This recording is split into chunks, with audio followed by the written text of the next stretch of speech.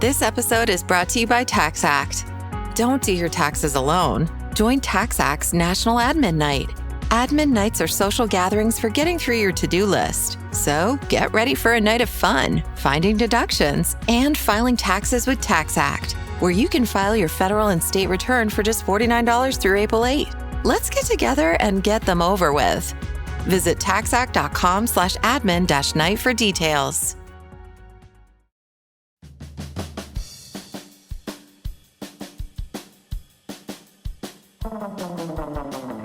Welcome to The Secret Life of Cookies, where we try to solve the world's problems through the miracle of carbohydrates, one recipe at a time, with host Marissa Rothkopf and her dog, Bosco.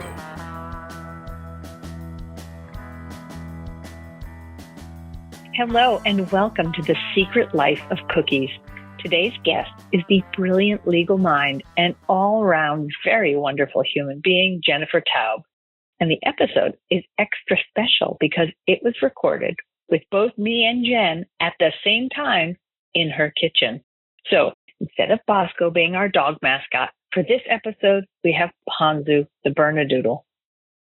I hope you enjoy this episode as Jen brings a lot of clarity and insight to the swirling chaos of legal decisions that happened this week.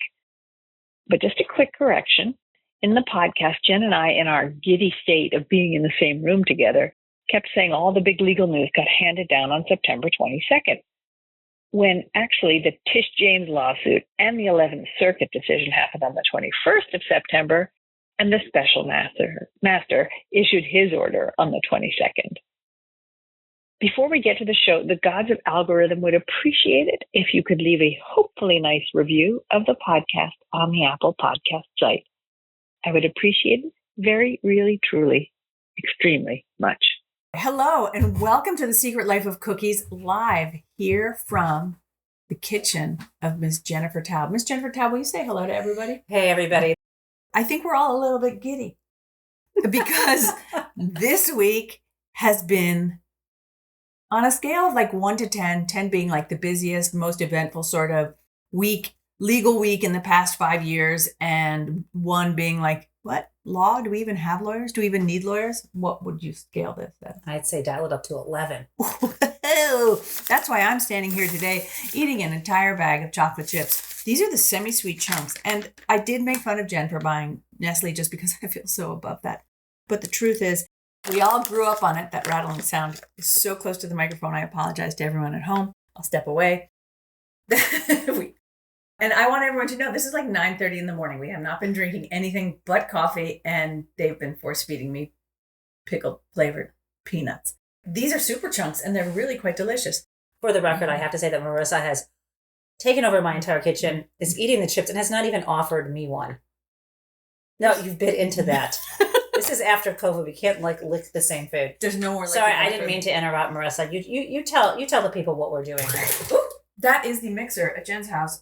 We are making a recipe by Ravneet Gill, who is famous for making the world's best chocolate chip cookie. And I like a challenge. And I said to myself, are they really that good? And the truth is, yes, they really are that good. What was the name of the person who says they made the best? Ravneet Gill. Ravneet Gill. Well, a friend of mine just called me a few minutes ago. Oh, yeah? And he actually told me that he makes the world's best chocolate chip cookie. I would like to have that person, who shall remain nameless, on my podcast. That's all I'm going to say. And when that person finally comes to my podcast to make apparently the world's best chocolate chip cookies, I'll let you know who that person is. But that's all I can say is please, in my Twitter feed, say whoever it is that says they make the best chocolate chip cookies, please appear on Marissa's podcast. That's all we're asking for. Okay, good. But enough chit and enough chat, because first I have to say that Ms. Taub wanted to make chocolate chip cookies, not because we don't always make chocolate chip cookies, but you wanted to make them for Axel. For my kid who loved the cookies that you made, and they're going to share them with one of their friends today after school. So that's, it's just love and a mother's heart. I'm adding all of the chocolate chips. Can I take a chunk? Yes, take a chunk. Oh my God. Oh. They're good, right? And there's nothing like a big chunk of chocolate when you are drinking a fresh cup of coffee. Yeah, and you should all know Jen Taub makes a fantastic cup of coffee. So we are now jazzed to the gills, not Ravneet Gill, not to be confused with her, but we are jazzed because it has been an 11. She's peering she's going to steal them out of the thing. I'm not going to. This is why I don't tend to bake with people, because they tend to steal things out of the bowl. I'm stepping away and refilling my coffee right now. So this has been an incredible week legally, and I am no lawyer, which is why I call upon Jen Taub, who has been on CNN this week. She's been all over the world, and she's been in New York City sitting, because she is this sort of a dedicated legal mind that she found herself in New York City this week. I think you were at NYU. I had giving a talk about a paper at NYU. Yeah. Right. And so you're like, oh, I'm in New York City. And what else is going on in New York City? So exciting that it turns out the special master Dearie was having the first status conference with the U.S. government and Donald Trump's lawyers to talk about, I mean, it seems like a light year away, but to talk about what to do about the 11,000 documents, including about 100 files that are marked classified. And I have to tell you, beyond giddy when I knew that I could fit this into my schedule, it was almost like euphoric bliss. I mean, these moments in life when you say, this is what I was meant for. I was meant to sit in a courtroom and watch like one of the most dramatic hearings on the planet. And I know it sounds geeky or whatever, but I just thought what a privilege it is. What are the odds that I happen to be in the city? Because I don't live in New York or Washington. People think that I live in Western Massachusetts near Smith College. I teach at a law school in Springfield, Massachusetts. And that's about a 3-hour drive or a little more by train. And I can't just, on a dime, pop down the subway to the courthouse. Or fall down the subway. I didn't fall down the subway. I fell on the sidewalk. The shoes were too tall. She's fine. I'm fine. Just nothing broke. Not my sunglasses, not any part of my body. No concussion this time. And I made it on time to the courthouse. But it was just an incredible opportunity. And this is one of the reasons why, getting a job in academia is worth it for me. I know a lot of people complain about teaching and I don't know why. I think they're very spoiled to complain because they say, well, there's this, you've got to publish here, publish there. The whole thing is you don't have to do that. Mm-hmm. You can have your own voice. You can try to just teach students and you get some free time to do these things.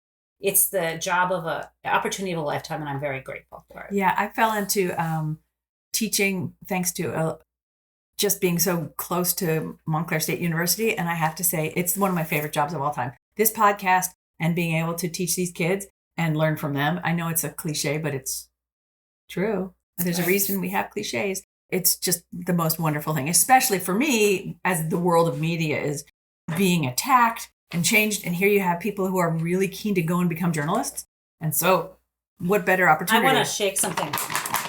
Yes. So this is a piece of paper. No, it's many pieces of paper. It's like 4, but I want to say this thing. So remember I just was saying I was in just Tuesday, and we're taping this after Tuesday, later in the week. Just Tuesday, this is when I went to the hearing. And lo and behold, on Thursday, 2 days later, the judge, the special master in the case, Ravneet Gill, issued this order. And so in other words, how we often think, oh, this is going to be like Dickens' Bleak House. Things have to take a really long time. Federal judges don't have to drag things out if they don't want to. When I saw him in court, he was a no-nonsense, let's keep the trains running kind of guy. But not Mussolini. Not Mussolini. I mean, there's nothing wrong with efficient mass transit service that runs on time. We should not malign it and always associate it. And by the way, we had this conversation before. Mussolini actually didn't keep the trains running on time, the Italian dictator. So here's the deal. For all the things people say, well, I like fascism because it keeps the trains running on time. It turns out it doesn't. It doesn't. And it doesn't actually keep court cases going quickly if it's for the fascist leader's benefit. So anyway, the point is this judge kept things moving. And he, we have this order, which people have been talking a lot about. The most important thing is it's a very put up or shut up kind of order. Can I tell you a bit about that? Yeah, I really want to know because our cookie dough is basically made, done, and I'm making horrible scraping sounds, and I apologize. It looks like something that if I were either my age right now or a child, I would want to just reach my puffy little hand in to scoop up a bunch of it and smash it into my face. But Marissa is right here, so I will not be doing it. It is. You shouldn't. I'm really glad I chose the chocolate chunks by Nestle, and that's not even a sponsor, but no. I don't need to do Ghirardelli, the Italian company, which is nothing wrong with Italy. It's not Italian. Ghirardelli isn't Italian? Ghirardelli is from San Francisco. Well, then why is it called Ghirardelli? Because many Italian people moved to this country. I love that. I'm not. Because you know what? There's another great thing that happened this week. Many immigrants came to this country and benefited this country and made it a great country. So wherever you allow immigrants to move. I love that. My people aren't from here. I'm, from Eastern Europe, somewhere way back. And I am now glad that we could have eaten California chocolate chips. That's right. I'm sorry, not Pennsylvanian. Yeah, they're Pennsylvania. From, our Nestle friends who were based in probably Switzerland at this point. But so we're going to also get onto the subject of what it means to traffic humans from one state to the other. But that's for later on in the conversation. So I'd like to know what it meant that Judge Dearie moved with such great speed and alacrity. What it means is that he was given a specific task by Judge Cannon, and he is going to fulfill that task. That he is, most importantly, not using this kind of delegation to him to slow things down or put sand in the wheels. I think one of Donald Trump's strategies always is to do anything to delay, because if you are most likely in the wrong, delaying buys you another bit of time to strategize or get people to be on your side who might lie for you or whatever. We've seen this over the years. Delay helps. And so when he asked for the special master to come in and look through documents to decide which ones were really his, and it really wasn't so much about that. It was really just a delay tactic. And so what this means is Judge Dearie isn't going to do that. Another judge, anyone, if they were a special master, once you've been assigned a role, they could have had their first conference in October. They could have made no demands, and it could have dragged out for year after year. I think about a lot of other regular federal court cases where the judges are so busy or they're not in a hurry, and it could go for a whole year where the parties don't move at all on anything. So this is incredible that in 2 days, not 2 weeks, not 2 months, not 2 years, he's saying, let's get this done. But there's something else more important about what happened. Okay. Between Tuesday, when Judge Dearie had the hearing, and Thursday, in that little window of time when he said, okay, let's get on the schedule, the 11th Circuit made a ruling. And so for people listening, I need to try to simplify this as much as I can. Donald Trump, as you know, had his home and club in Mar-a-Lago searched or raided, I don't mind saying that word, by the FBI in August, because they had a search warrant showing that there was probable cause, that there was evidence of 3 different crimes going on that had happened, and there'd be evidence of it there. And this included espionage, obstruction of justice, and holding onto government documents without a good reason. I'm keeping those 3 crimes pretty simple. And so the search happens in August 8th, and it wasn't for 2 weeks that Trump's lawyers were upset by this. And they're upset anyway, but they didn't act. And what they did, instead of going to the magistrate judge who issued the search warrant, they went to a new judge. This is Judge Cannon. And they said to her, we want a special master and to look through, to stop the government from using the documents because they're mine. And what that Judge Cannon did is she said, okay, what I'm going to do is I'm going to say, you can have your special master, and that ends up being Dearie. And also with regard to these 100 files that the government said are classified, I'm telling the government they can't use them anymore for their criminal investigation. That's what happened 2 weeks after the search. So of course the government was very concerned because among these documents are apparently information about sources and methods, the names of and locations of spies, apparently information about nuclear capabilities of some other nation, maybe our ally, maybe an adversary. They're concerned. They want to be able to use them to find out who else may have this and build the case. And they also want to share them with the national security apparatus to stop any damage that has occurred or find out where it has. So Donald Trump initiated this separate thing, this separate civil lawsuit. So this is what happened. That's what got us to here. Okay, so what happened between the time I saw Dearie and now? Well, the Department of Justice had appealed to the 11th Circuit saying this Judge Cannon is off her rocker. She has no right to slow down law enforcement looking at these documents. And the 11th Circuit agreed. I think the phrase that's been used is loose cannon. She is a loose cannon. Loose cannon. And that really that's pleased me as a play on words. So yeah, the 11th Circuit, right before Dearie issued the order on Thursday, again, 2 days after his hearing, the 11th Circuit said, Judge Cannon, and I can't even say this in nice words, Judge Cannon, you fucked up. Mm-hmm. I mean, very lengthy legal reasons. And in this decision said, you need to do two things. One, we don't agree with you, and you're telling the government to not look at the documents. That's bullshit. They should be able to. That was one thing. And another thing that they said was, basically that means segregating into the 11,000 documents that aren't marked classified.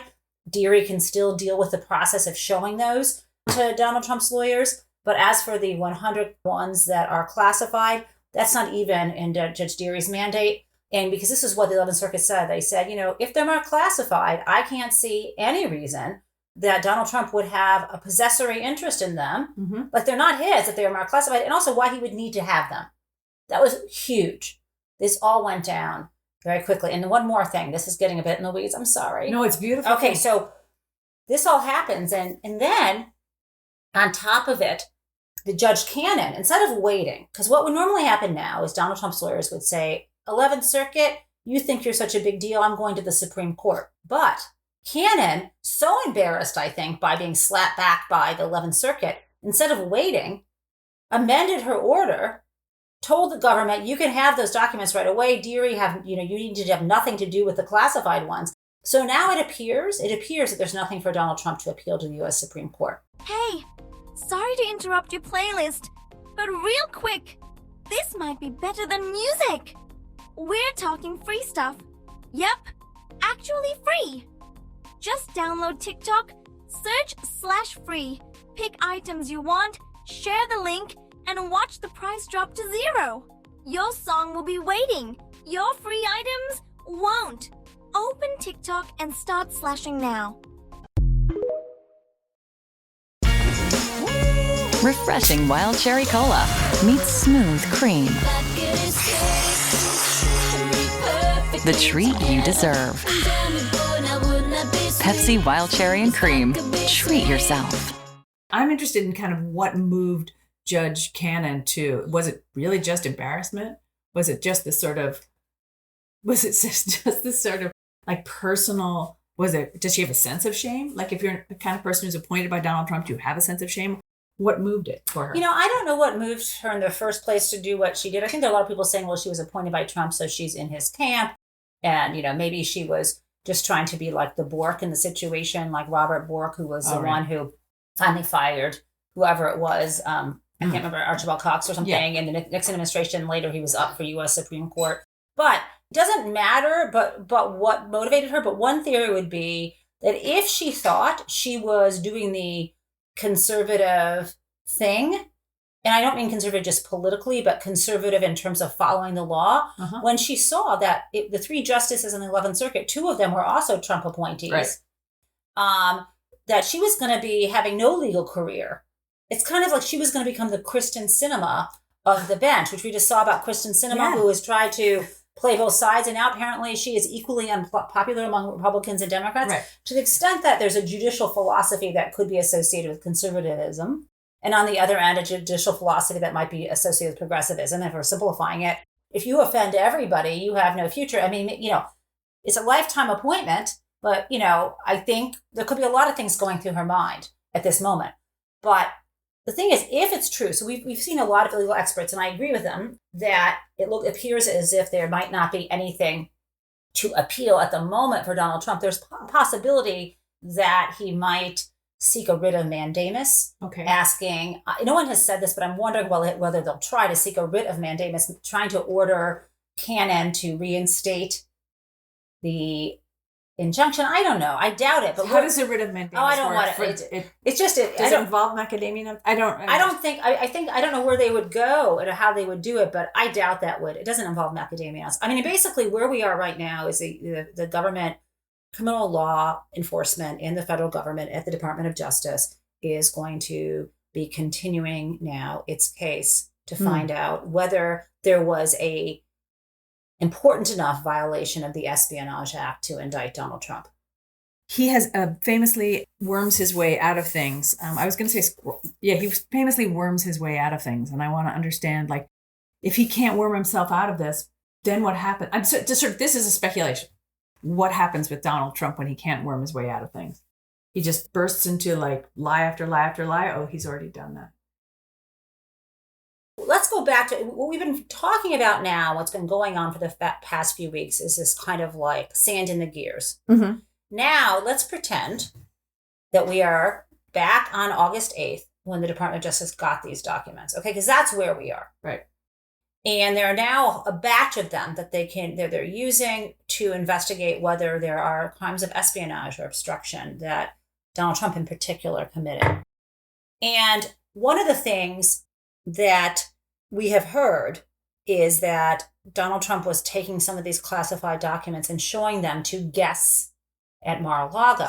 And now I know, knowing Marissa and me, that we're imagining the guest being, a lovely lady with a nice hairdo, wearing Lily Pulitzer, yep. Very, subtly displaying her very shiny diamond ring. But that is not necessarily, and her handsome plaid pant wearing preppy dude. But that is not necessarily the guest we're talking about. There has been speculation by people who I would trust that some of the guests might have been members of Congress with whom he may have shared. I thought you were going in a different direction, which was Russian operatives, Chinese operatives who were like, oh, sure, I'd love to have a job at Mar-a-Lago. I'm very good at cleaning the toilets and or the people who wandered in and pretending they were from the Rothschild family, right? Right. Oh, yeah, Anna de Rothschild. Rothkopf, that my original name was Rothschild. The thing is... just kidding. Her Marissa's last name, she was born into, she's née Rothschild. She... née Rothkopf. Rothkopf, damn it, Rothkopf. You got me all off base. But the last time she visited me, my darling husband, I made the coffee, but he made it a latte. And so we called her Frothkopf. And I call her Marissa Frothkopf. And so if I do that, please go ahead and do that yourselves as well. Thanks, everyone. Marissa Frothkopf. But don't call her brother David Frothkopf, because he wouldn't like that. No, he'd get all frothy at the mouth. So let's go back to this idea that these papers were being shown to members of Congress. Or anyone. Let's just say anybody. The thing is, Donald is sort of stuck on the red herring of, I classified them with my mind. That, for the most part, and I'll give the exception, for the most part, that doesn't impact the enforcement of the espionage law or the obstruction law that we were talking about, or the records law. That's an important point, I think, that gets missed in all the jokes that idiots like I make about, like, he declassified it with his brain. Because whether it's espionage or not, whether it's espionage, that's classified or not. I mean, the way that it could come into play is if you look at the language, and I was looking closely at this, 18 USC 783, and you can find this by Googling. Cornell University has a pretty good website that has a lot of federal statutes. And if you look at the statute and you're looking at the mental state, because almost every crime has there are a series of actions tied to a mental state that you do those actions, and that makes it the crime. And part of the espionage statute is about taking information that would be damaging to the U.S. government's national interests and doing something with it, right? It could be, like, for example, sharing it with somebody. And so to the extent that you would have to believe that he thought, because he declassified it with his mind simply by sending them off-site, that he decided they couldn't be damaging to the national interests of the government. Well, first of all, that doesn't make a lot of sense anyway, and I don't think it really impacts it that much. But as for, if we don't take the red herring as a red herring and we look at it on its face, there's no possible way that you could claim that just by sending boxes and you don't tell anybody what the boxes have in them, and you yourself don't keep an inventory of what they are, that those could now be declassified so that anybody who had them could give them or sell them. If I happened to be at Mar-a-Lago and saw one of those and took my camera and took a picture of it, I don't believe, even if he had, quote, declassified it, that's still espionage if I take that information and sell it to somebody. Or even part of the other issue, well, anyway, I'll just stop there. So, it's laughable. The other thing I want to say that Judge Dearie did, which is kind of fabulous at this point, is not only did he put them on schedule in this order from Thursday, I'm sure you've heard this part. He said, he basically is, the put up or shut up piece here is pretty interesting. He said that he wants from Donald Trump's lawyers for them to look at the list, the inventory list of all the documents, not including the 100, and let him know. And there's a date they have to do it by, which I think it's next week. Yeah, it's very soon. Let them know if there's anything on that list that was not there. In other words, let me translate into human language. Please make a list for me of anything you believe the government planted at Mar-a-Lago. What the judge is saying in judge language is, your client is all over Fox News, Truth Social, and all of his, delegates or surrogates are out there saying maybe the government planted things. I need you to say in a court of law the real deal. That to me, it was a beautiful thing. Was a beautiful thing because I feel that so many of us have been watching for so long, him sort of going on Hannity or whatever and sort of slipping around the facts and slipping around and saying, oh, this is this way and this is, and everyone starts to believe it. Well, finally in a court of law, someone is calling him on it.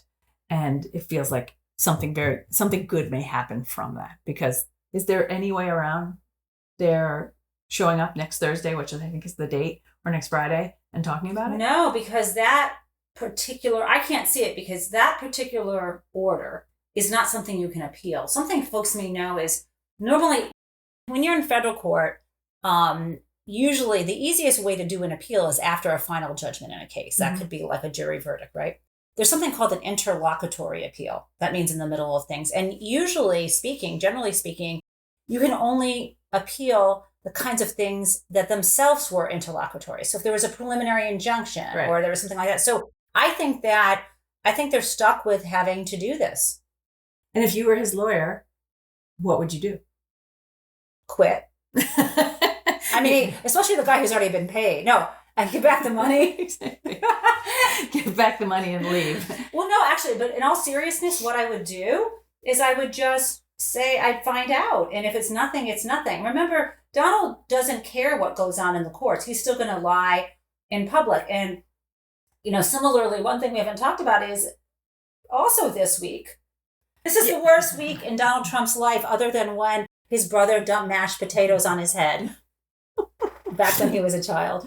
Which he's still getting over. At this point in our career here in podcast land, we need to switch to the very special conversations that people who are subscribers to the Deep State Radio Network get to be privy to. And having Jen Taub here live and in person, and literally also was live and in person in the Judge Dearie courtroom, I really want to find out what it was like to be there and watch his lawyers. And two, I also wouldn't mind getting into a little more of the weeds of Donald Trump and immigration and whether or not Governor DeSantis is a human trafficker, which is what we'll be talking about after the break. And if you'd like to subscribe, go to the Deep State Radio Network and you can subscribe. It's $5 a month. And I never thought I'd be working for National Public Radio, like speeches, but here we go. And there's no tote bag involved, just lots of great extra content. What would I put? I have a closet like 3 feet tall of tote bags. What am I going to do? Not from NPR, but from every conference I go to. Every conference. We all have the tote bags. That's just why we should get rid of plastic bags.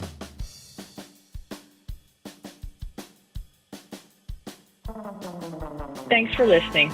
Please follow Jen Taub on Twitter and don't forget to subscribe to my Substack at marissarothkopf.substack.com for this episode's recipe and many more recipes to boot. Have a great week.